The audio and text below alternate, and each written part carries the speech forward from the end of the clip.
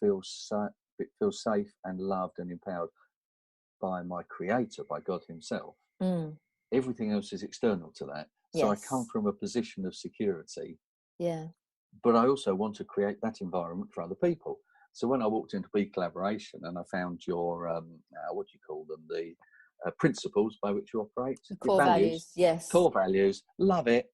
I mean, they could almost be written for our church. The core values are the same. And I thought, yeah, good, we're walking in the same direction. That is one of the things I like as well, is that people that are there, it doesn't matter whether you're a Christian or a Muslim or a Hindu or a Buddhist or I don't know, or I'm thinking about it, or I think I might be an alien, whatever it happens to be, there is an acceptance of you're a human being and we love you because you're a human being and you're on the planet at the same time we are. So welcome. And what I loved that you were able to stand at the front of the room and share your beliefs and your faith, and there was no ridicule or no folded and, oh, that's ridiculous, or there was no condemnation of what you were saying. Everyone was really open to it, weren't they? They were very open. It was a bit nerve-wracking because that's the sort of talk I would normally give in a church it's nice environment, and safe there, isn't it? Or people, or people who have said, I want to find out about this. One guy said to me afterwards that I'd used a couple of phrases, probably religious phrases, which rang some bells from his past. And normally he would have put the shutters up listening to those sorts of comments. But fortunately, he didn't put the shutters up. And, you know, people listened and were open. And it was very interesting to do to do that in the business environment. We do make a big show of how are you listening. We say it at every single meeting. And it is very easy, and you know, I'm one of the world's worst. You know, I can sit there very cynically, you know, you put the TV on, there's politics, and I'm like but in a big collaboration environment, whatever the conversation is, we're kind of encouraged and taught to be open and go, okay, you might be triggered about what they're saying, you know, whatever it happens to be, but you have to bear with, for want of a better expression. Absolutely. And just give them that extra space to expand and share, and then have a grown-up conversation around whether you disagree. And it's okay to disagree, and that's fine. But actually, there might be a little part of you that thought, I never saw it like that before. Listening to some of the theories and some of the ideas are a bit out there from my stable Christian background, and I've listened to them and I thought, actually, there's some truth in that, and it's very interesting. That people talk about karma, and what comes around goes around, and that sort of thing. And I've always thought, from my point of view, I would say, well, you reap what you sow, and there's a good reflection of karma in there, isn't there? Yeah, exactly. I think Jesus said, "You reap what you sow." And if you sow in kindness and love and courtesy and that sort of thing, you can reap that. But if you sow in bitterness and disharmony, guess what? Funny. Yeah, exactly. So would you say, here's a question, that if you're in a community where everyone has the same faith or same belief or same doctrine, does it make it harder to listen to people who are not of the same faith?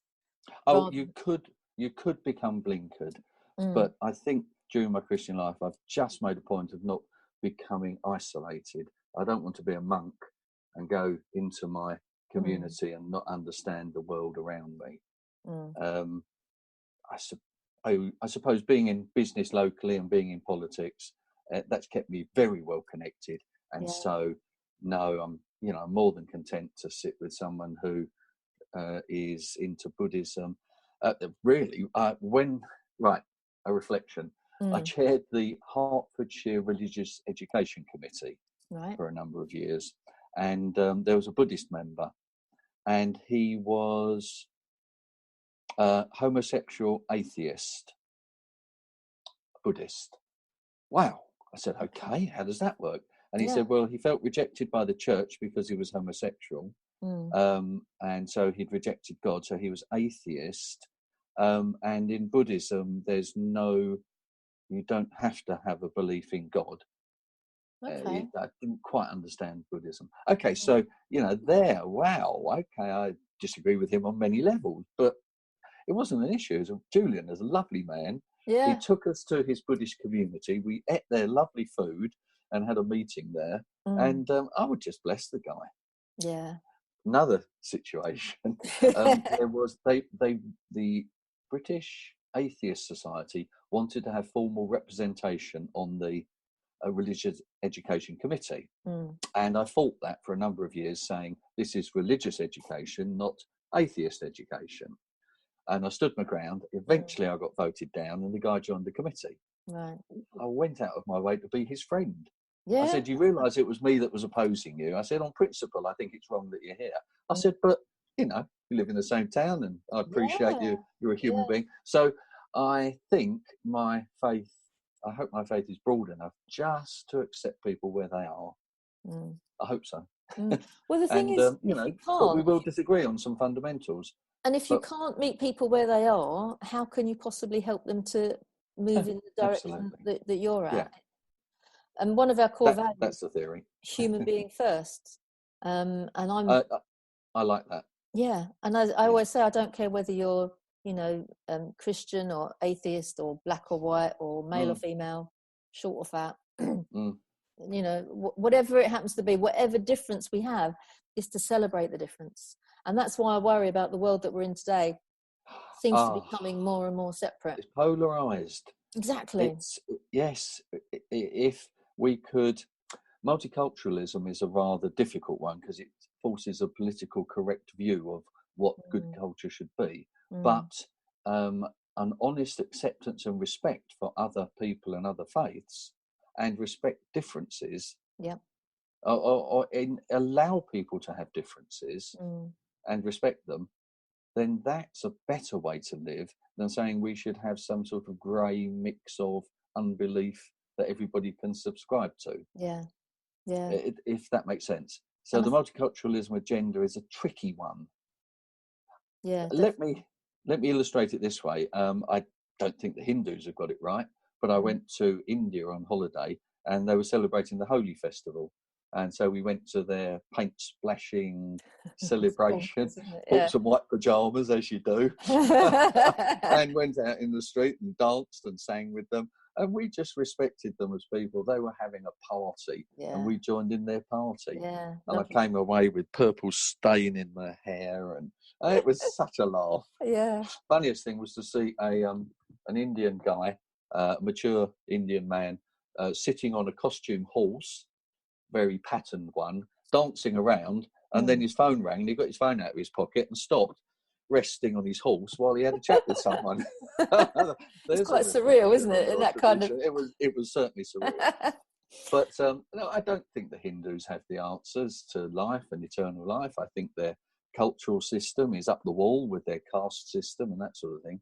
However, the people I met there were lovely to us. Everybody. And we celebrated them. And we would just bless the people that we meet. Yeah, absolutely. And I think when you have that sort of philosophy that we are one species on the planet, why should we be divided? We should be able to vive la différence and be kind. The bottom line is be kind to everybody that's out there, whatever viewpoint they have. Everyone's entitled to a viewpoint. At the end of the day, absolutely, you can only make choices as an individual, and you can't condemn anyone for their choices unless they are being harmful to somebody else. If their choice causes harm, that's very difficult, isn't it? Yeah. So moving slightly from religion, and obviously politics is quite an interest for you. And we are speaking today on the day that Theresa May has told us that she's stepping down. What are your thoughts around that? Poor Theresa May. She's been trashed by her party. I have the utmost respect for her because she's a woman of integrity. I don't say she's necessarily done a good job, but she's been, I was going to use a rude term, she's been hurt by all those Tory stuffed shirts. Yeah. It's such a shame. Now, I'm not a Brexiteer. I voted to stay. However, I completely respect her decision to see our exit through because that's what people voted for. And we can't say it wasn't a proper vote. Not everyone voted. The youngsters didn't vote. Can't say anything like that because it was a referendum and the result was we should leave. She hasn't found a way that we can leave. If Boris gets it, I just want to see if he can handle it. You know, he's not such a clown.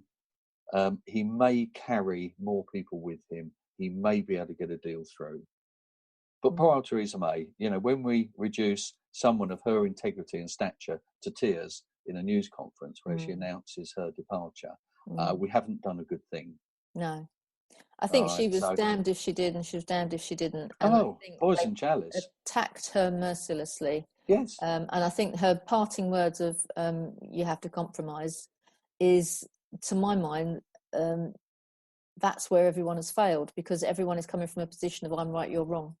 Yes. And actually they need to go, well, I don't agree with everything you say, but it's okay, let's compromise. And everybody should spend their life trying to compromise.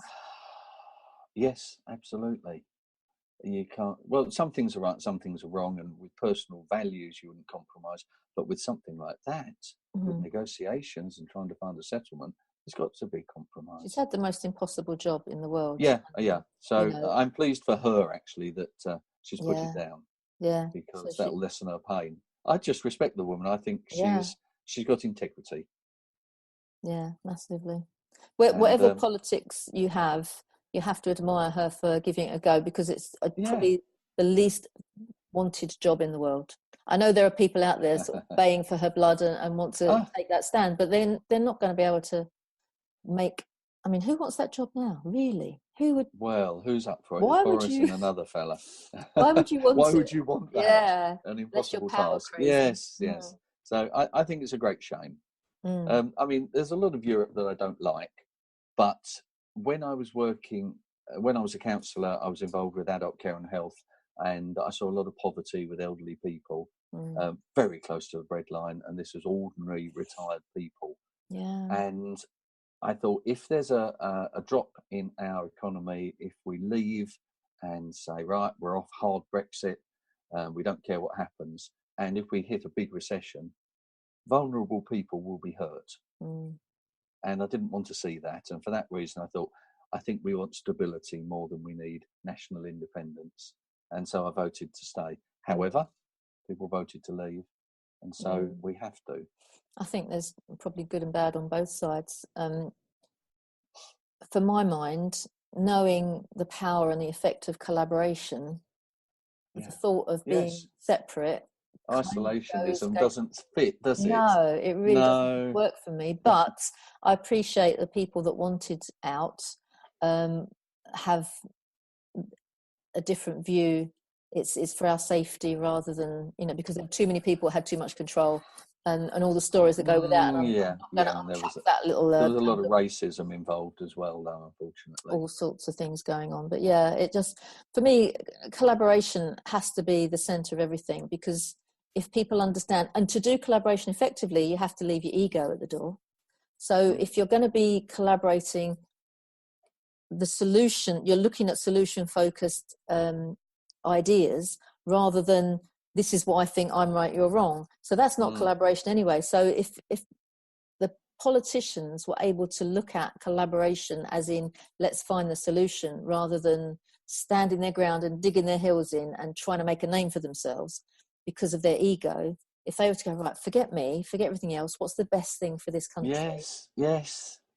And that, that could have been all sorts of people. What I found difficult when I was at County Hall as a Conservative was there was the temptation for people to put party above service to people. So at town council level, that doesn't really happen. You get nonsense about the party, but generally, when you're talking about park benches and allotments, everybody wants the same. But to just promote your party as the one that has the solution and is the best in every instance, I could never go along with that. No. There was one issue. I had to vote against my conscience on one issue. That was really difficult. It was a funding cut to Home Start. Oh, wow. Yeah.